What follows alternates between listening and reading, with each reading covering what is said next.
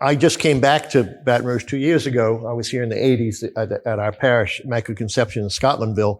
And I'm back actually in the same bedroom I lived in for 6 years then. So it's kind of like what goes around comes around. And I have about 6 little part-time ministries, so kind of a semi-retired guy. One of which is I celebrate Mass 2 Sundays a month at Angola. Mass at 8 o'clock in one of the out camps, I guess you could call them, and then the 9:15 Mass in the main chapel.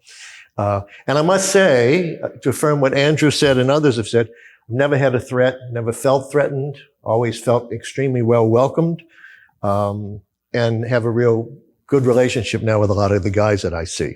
So it's very encouraging for me, and they seem to deeply appreciate having people come in and talk to them. I'm going to talk in 4 parts, 4 sections. Usually I do 3 in honor of Cicero and the Trinity, but 4 today. The first is Catholic Social Teaching Foundations and its application to the criminal justice system. Now you don't have the colored version, but you've got a page in here called Catholic Social Teaching and Criminal Justice.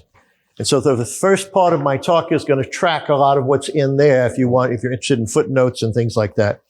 Then I'm going to talk very briefly about prison costs and trade-offs and our Louisiana context. Now, Andrew gave us some very important parts of that earlier, and I'm going to just sort of supplement what he said.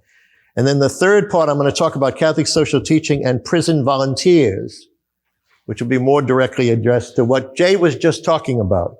And then lastly, I'm going to do Catholic social teaching and restorative justice. And you've got another one of these pages in here on Catholic social teaching and restorative justice. You don't have the colored version. You got the black and white version. But the first part is Catholic foundations in Catholic social teaching about criminal justice and the application of Catholic social teaching to criminal justice by the U.S. bishops. And I think it's important to have this as a framework for thinking about all your current volunteer work. And the most comprehensive document that addresses Catholic social teaching and criminal justice system is cited in this document there that you have before you, which is a year 2000 pastoral letter from the U.S. bishops entitled Responsibility, Rehabilitation, and Restoration, a Catholic Perspective on Crime and Punishment. I'm going to focus on that statement after just touching on kind of the 2 basics, foundational principles of Catholic social teaching, which are the common good and human dignity. The common good is critical for thinking about societies of any kind, including prisons, or a parish, or a family, or whatever it may be. And the Catechism of the Catholic Church, following Pope John the 23rd, who wrote about this in an encyclical in 1963 entitled Mater et Magistra, Mother and Teacher, and then in Vatican II treated it, defines the common good as the sum total of conditions which allow people, either as groups or as individuals, to reach their fulfillment more fully and more easily. And the common good applies to every human community, but its most complete realization occurs in the political community, in civic life. And then the state's role is there to defend and promote the common good of civil society, its citizens, and intermediate bodies. Now, intermediate bodies is kind of a technical term in Catholic social teaching. It's everything between me as an individual and the state. So the Boys Club, the St. Vincent de Paul Society, my bowling league, they're all intermediate bodies in Catholic thinking. And there are 3 essential elements to the common good that are laid out in the Catechism of the Catholic Church. They are 1, respect for the individual. 2, the social well-being and development of the group, which is really balancing interest among people in the group, etc. And 3, peace, which results from the stability of a just society. The conceptual background for the common good in Catholic social teaching is actually back in Greek and Roman philosophy. And it was the duty, back to the Greek city-states, it was the duty of every citizen to promote the common good of the city, of the polis. It's where we get our word political. It comes from the Greek word for city, which is polis. And so there were 3 elements to this fundamental concept coming out of Greek and Roman thought. The first is, again, individual respect. And so the Catechism notes that, quote, public authorities are bound to respect the fundamental and inalienable rights of the human person. This means far more than sort of the utilitarian greatest good for the greatest number, because it says that majorities must still respect the rights of minorities within a society. The second element of the common good, which is balancing out the interests within the society and the varied groups, and that's the public authority, the state, if you want, has a responsibility to arbitrate between various particular interests within society. And essential to this is ensuring the accessibility of each person. Now think about people even in prison. The Catechism says, what is needed to lead a truly human life? Food, clothing, health, work, education and culture, suitable information, the right to establish a family, and so on. These are essential elements of the common good and of what every individual has a right to within any society. And the third element of the common good is peace and stability, which is the result of a just social order. So if you think about Gaza, or you think about Ukraine, or you think about Sudan, you can't really achieve the common good there because of the violence and the civil wars going on, or the wars going on, etc. But Catholic social teaching also talks about who's responsible for the common good. And the first element, just as it was in the Greek city-states, is that every citizen has a responsibility for the common good of society. Somebody says, I'm not interested in politics, I'm not worried about voting, etc., is basically abandoning their responsibility for the common good of society at large. In Pope Benedict's words, the more we strive to secure a common good corresponding to the real needs of our neighbors, the more effectively we love them. Every Christian is called to practice this charity in a manner corresponding to his vocation and according to the degree of influence he wields in the polis. Again, the polis, the city, etc. The Pope goes on and says, Pope Benedict, that this is the institutional path of charity. So we think about individual charity to one individual person in need, etc., but it's the institutional path of charity is to work for the good of the whole society that we live in, to address juridical, civil, political, and cultural institutions. And Benedict says, and when that's animated by true charity, by true faith and charity, that path to a good society is even higher than any form of civic philosophy. Besides individuals, the state shares responsibility for the common good, since, quote, this is the Catechism, the common good is the reason that political authority exists. So when an elected figure or somebody running for office says, I'm doing this for my party or for myself or for my business or whatever, he's missed the point. The obligation of anyone holding public office or seeking public office is the common good of the society that they're seeking to lead in. So the state has to ensure the coherency and unity and organization of civil society, balancing the interest among various groups in society. The third group that have this responsibility are the office holders themselves. When the bishops turned to their statement on criminal justice, they wrote this. They said, the common good is undermined by two things: criminal behavior that threatens the lives and dignity of others, and by policies that seem to give up on those who have broken the law. That both of those violate the duty to the common good. Criminal behavior, this is the direct quote, criminal behavior that threatens the lives and dignity of others, and by policies that seem to give up on those who have broken the law. And so that's common good, and it's a very quick sort of treatment of it. Human dignity, we're more familiar with that, the human dignity value from our own Catholic teaching, etc. We talk about the inviolability of human life from the womb to natural death, etc. But the fundamental concept of human dignity focuses the morally concerned person on both the victim of crime and on the offender, but also on those involved in various roles within the criminal justice system, whether those be judges or lawyers or guards or people who prepare food or whatever it may be. Everyone within the criminal justice system has human dignity, and that dignity is to be respected.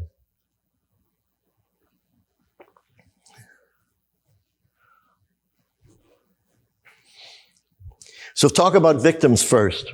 The bishops call for strong support to make the justice system more responsive to the concerns of victims, who too often are neglected in the criminal justice process, or, this is from the bishops, their anger and their pain is exploited to support punitive policies.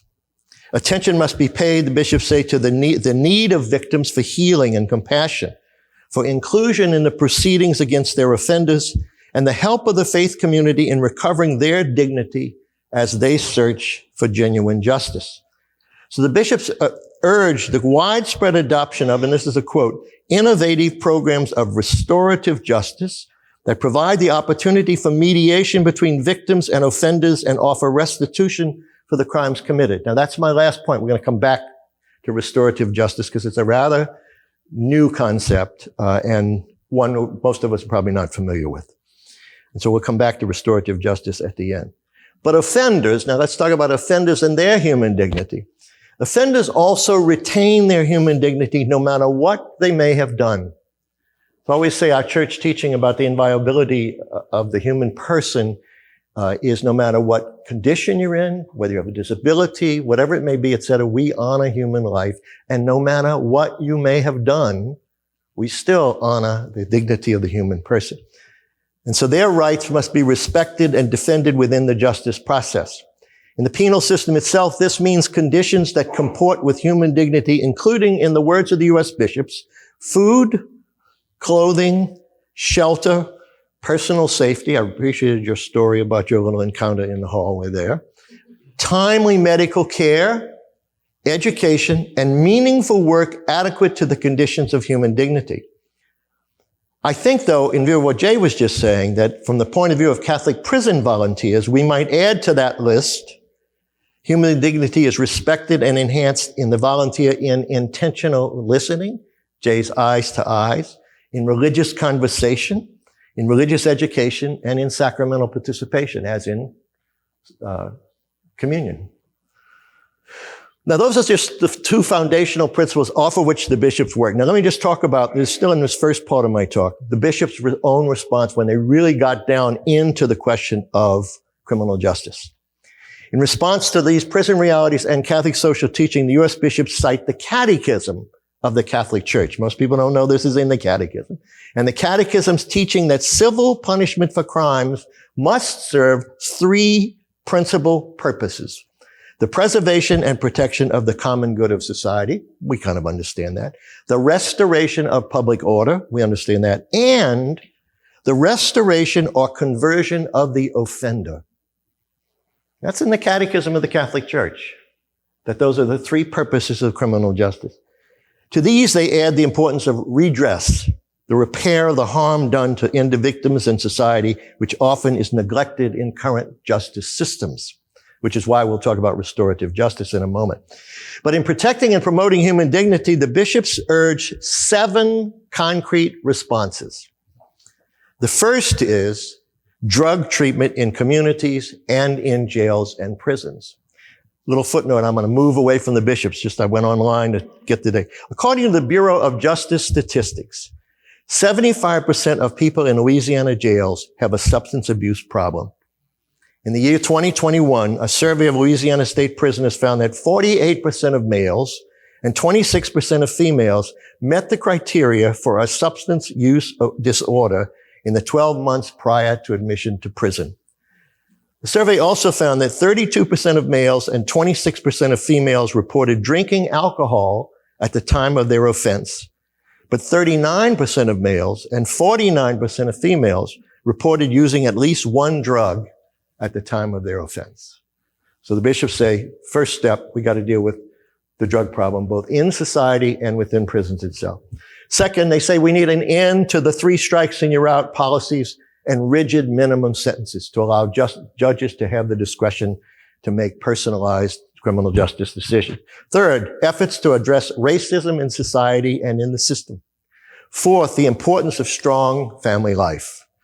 Andrew referred to his own parents being strongly supportive.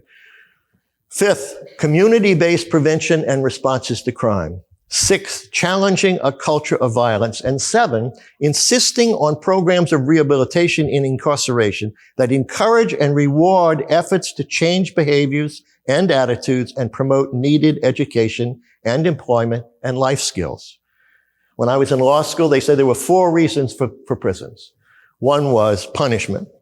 The second was restriction, meaning of the person who's being punished. They can't then do the same crime again within prison in general. The third was deterrence of other people from committing crime. And the fourth one was rehabilitation. But too often, in fact, in this country, we have abandoned the goal of rehabilitation. Andrew alluded to some of it in the prisons and mixed pictures in parish jails, etc. But we've abandoned that. For example, many of our prisons have been moved to distant rural locations that prevent family support and visits with inmates and that undermine the relationships of prisoners' families and children to the prisoners. And those relationships are critically important, in fact, to rehabilitation. But we build these prisons out in the country, and we build them partly to create jobs in rural communities that need employment. But it prevents some of the rehabilitation things that we could do within our jails and prisons. So that was the seventh one from the bishop, rehabilitation. The bishops taught that society's resources must be moved away from more and more punishment and into prevention, addiction, and mental health treatment, parole and probation programs. We must insist, they say, upon a vision of social justice and the common good that undergirds the possibility of a fair criminal justice system.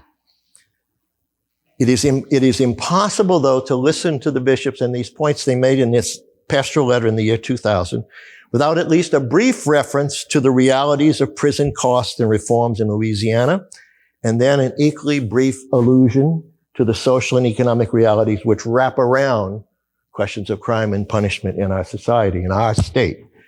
Let's just talk for a second about prison costs and changes.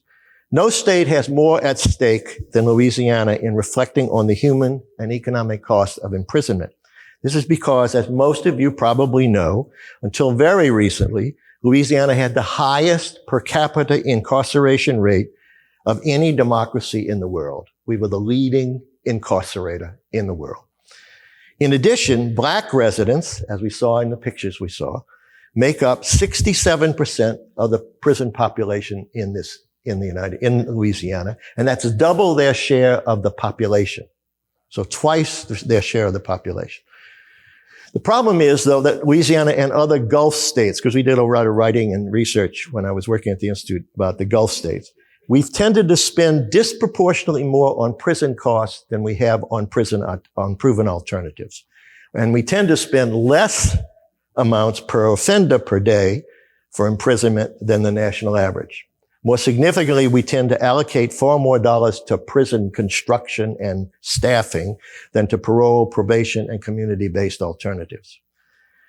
As I said, for years, Louisiana led the democracies of the world in terms of incarceration. Now, under Governor John Bel Edwards and the bipartisan activity of the legislature to create alternatives, we passed certain changes to reduce primarily the incarceration of nonviolent offenders.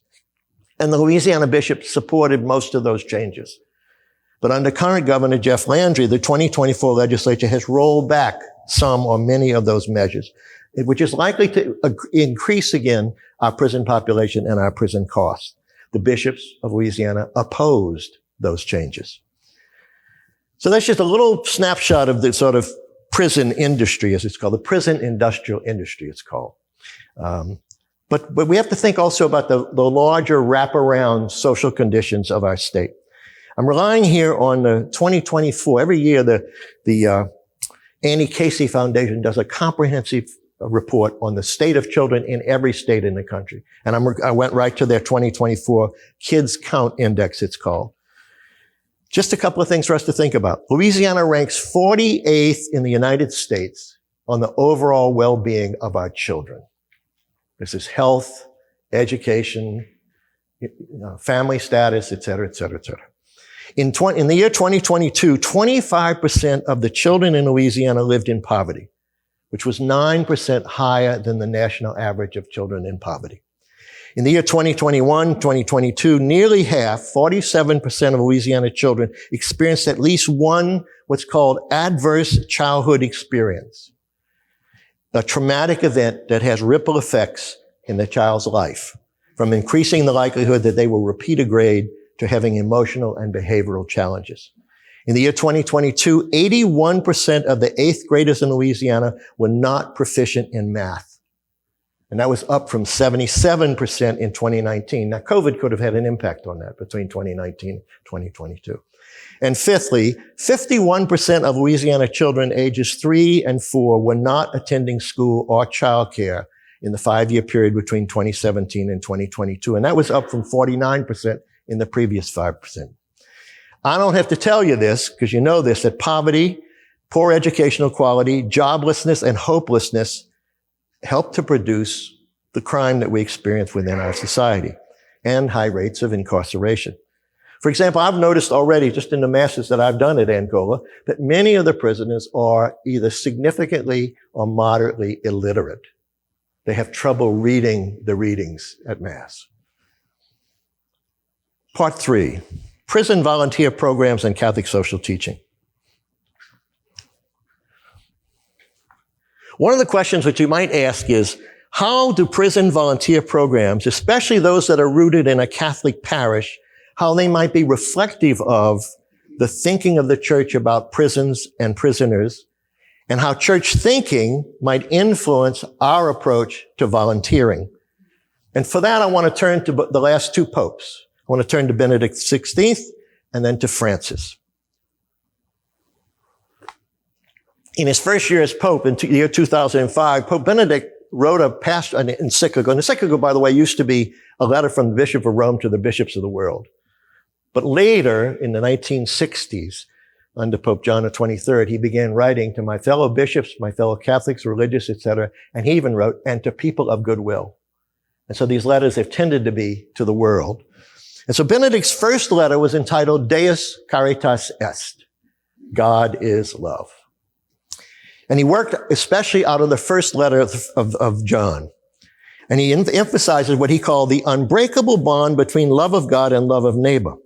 And through this unity, he said, made possible in the revelation of God in Jesus, Benedict states that in God and with God, we're able to love those persons whom we do not like and don't even know.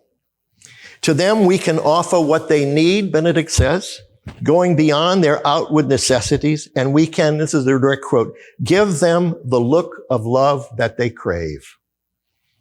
And I think that's what Jay was alluding to as well.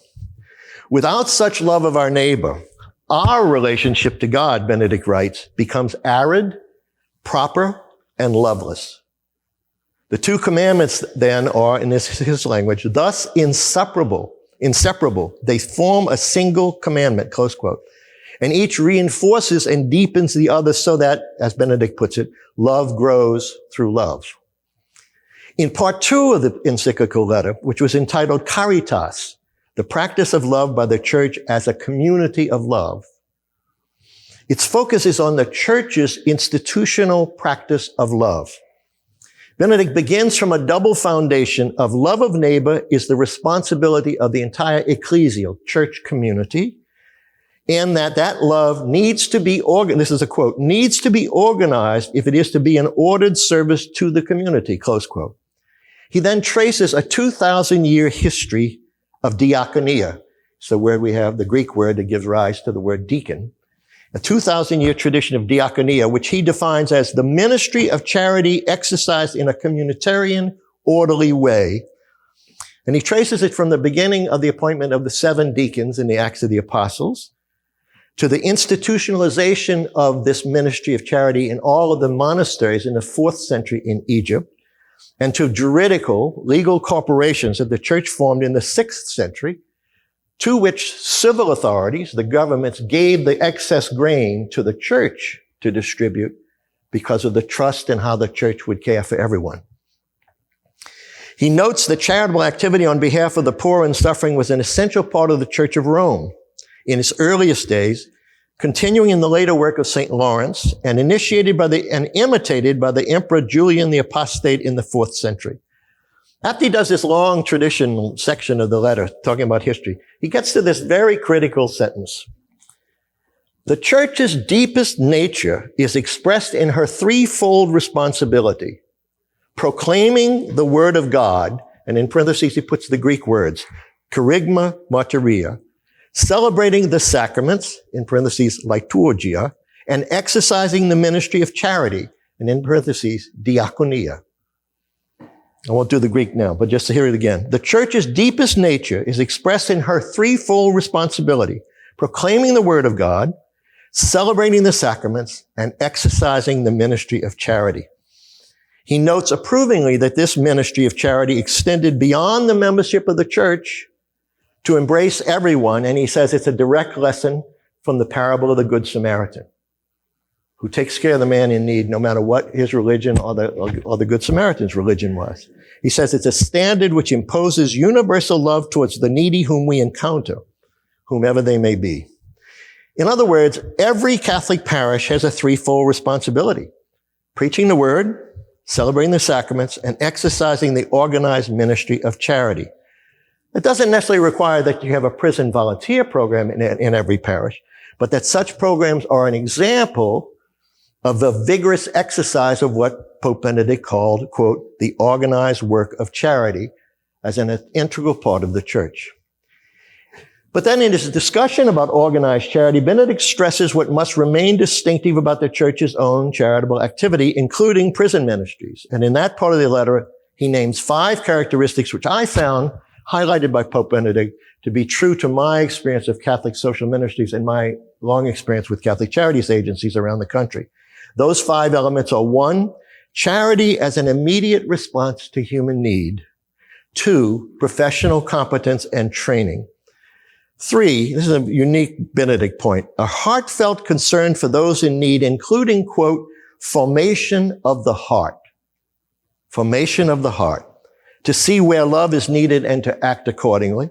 4, the refusal to proselytize those who are hungry and poor, forcing faith as the price of care and concern. And 5, an openness to speak of God balanced with a sense of, this is a direct quote from Benedict, when it is better to say nothing and let love speak. Turning to Pope Francis. Francis has a distinct emphasis in his approach, which reflects his own pastoral history. And it comes through, in his case, in Evangelii Gaudium, the encyclical on the joy of the gospel. And I know we had a series here in the Diocese of Baton Rouge back around that time. This was in 2013. But also in an address he gave in 2014 to members of popular movements. And that is his emphasis to the church on listening to the poor and vulnerable as critical approaches to human development and to accompanying them in their efforts to build a better world. So we accompany the prisoners in their efforts to build a better self, which will help build a better world. Professor Stephen Pope of Boston College argues that accompaniment is central to Francis' conception of pastoral care, of spirituality, and of evangelization, his exercise of ecclesial leadership, and his conception of the social mission of the church. It is, he maintains, the richest expression of the Pope's repeated call for a culture of encounter, which is what you're doing when you meet with a person within a prison. You're encountering them as human beings. So from Pope Benedict and Pope Francis, I would say we learn the importance of our ministries in a prison of a loving encounter with each incarcerated man, woman, or child with whom we may share a brief or more intense moments of accompaniment. It means as well, in Pope Benedict's phrase, a formation of the heart, that we are formed by our ministry to people in need, including prisoners, and coming to know our incarcerated brothers and sisters and their struggles to become new people. Some of the men at Angola have these T-shirts, and of course they've all been decorated, as Andrew mentioned, and a lot of them have new men. And those are guys who have gone through drug treatment programs, etc. But they're basically trying to become new men, new people, and our task in part is to accompany them in that task of theirs. Now, part 4, Catholic social thought and restorative justice. Now, restorative justice is not well known in Louisiana, as I'll get to that point in a few minutes. Restorative justice is an alternative to our criminal justice system. One of the sources I looked at was saying it's basically what a lot of indigenous cultures did before we introduced sort of Western criminal justice system, which is people gathered in the community and dealt with a problem of someone hurting someone else. And so restorative justice is an approach that focuses on the needs of victims and the offenders, as well as in the involved community. It has roots, as I said, in indigenous communities, here and abroad, especially in New Zealand. and also among Mennonites and some other religions, and involves a number of organizations, especially NGOs, non-governmental organizations. I included here in this presentation to help us to rethink our criminal justice system, but also as possible new developments that volunteers might want to understand further and even promote in the future. Victims take an active role in the process, while offenders are encouraged to take responsibility for their actions by, for example, apologizing, returning stolen money, or doing community service. Restorative justice provides help for the offender in order to avoid future offenses. It considers crime and wrongdoing to be an offense against the individual and the community, not an offense against the state, which is the way we conceptualize it. So restorative justice fosters dialogue between the victim and the offender, and actually it results in a higher rates of victim satisfaction and of offender accountability. Howard Zier, who's a leading founder of the restorative justice movement, explains that restorative justice only emerged in the 1970s. And it emerged to address three problems with the current traditional system, which is that one, the system fails victims in many cases. And two, it does not call offenders to account. And three, it does not address broader community needs. Let me explain those three briefly. First, too often the criminal justice system fails the victims. Imprisoning a perpetrator does little for the ongoing suffering of victims. The U.S. bishops lament how the system, this is a quote from the bishops, neglects the hurt and needs of victims or seeks to exploit their anger and pain to support punitive policies. This includes, of course, the children of the incarcerated, who themselves are seriously harmed by their parents' misdeeds. Second, perhaps ironically, the traditional system does not call offenders to account. For example, the system encourages defendants to plead not guilty. The common good emphasizes that, quote, punishment, in addition to defending public order and protecting the safety of persons, has a medicinal scope. As far as possible, it must contribute to the correction of the guilty party. The concerns for rights and responsibilities in Catholic social thought means that the offenders must be held accountable. The test for the rest of us, the bishops write, is whether we exercise our responsibility to hold the offender responsible without violating his or her rights. The bishops then highlight, they do an analogy in their letter to confession, to the sacrament of reconciliation, which maybe we don't think about. They said the sacrament of penance has much to teach us about taking responsibility, making amends, and reintegrating into the community. This includes, they name 4 elements: contrition, confession, satisfaction, and absolution. Contrition, I'm quoting from the bishops here, expresses genuine sorrow, regret, or grief over one's wrongs and serious resolution not to repeat the wrong. Confession is, quote, clear acknowledgement and true acceptance of the hurtful behavior. Satisfaction concerns how the offender makes, quote, compensation or restitution for the wrongs or harms caused by one's sin. And finally, absolution occurs when Jesus, through the ministry of the priest in the company of the church community, forgives the sin and welcomes the person back into communion. And third, about the current system, too often broader community needs remain neglected. So both Catholic social teaching and restorative justice stress that common good element of the needs of the victims, the accountability of the offenders, and the need to repair harms against the entire community. And as I said, that's the other page I gave you, was the page on restorative justice. I went looking for restorative justice. Turns out in one case, there's a big commitment to restorative justice in Canada. It's in the law.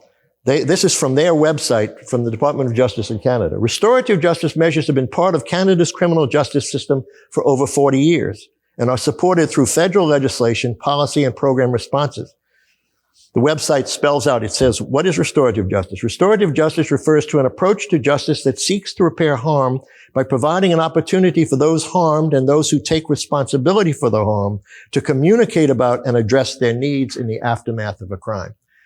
And they actually give a map and show the locations of restorative justice programs all across Canada. Now, a lot of it is in Indigenous communities, where the community sits down to help try to resolve the problem and to seek restitution from the offender and healing for the victim.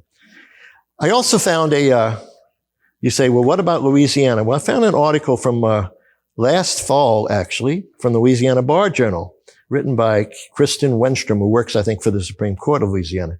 She wrote this: restorative justice is not employed widely in Louisiana.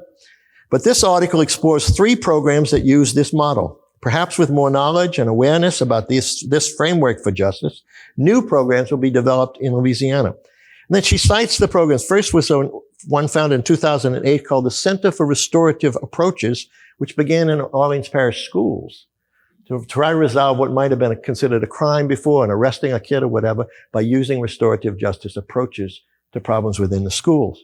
And that there was another program begun, and that began in Orleans Parish charter schools.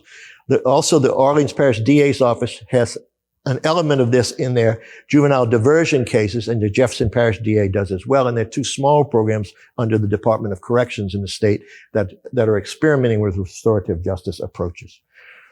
So restorative justice, I say, is not a big thing in Louisiana now, but it might be something for us to look at going forward. And there's a Catholic group called Mobilization. Catholic Mobilization. It has to do with the death penalty. No, not network. But their website right now has a pastor writing about how he uses restorative justice in his parish as ways of resolving problems within families and other kinds of things. I think it's the Catholic Mobilization. It's a Catholic group about the death penalty.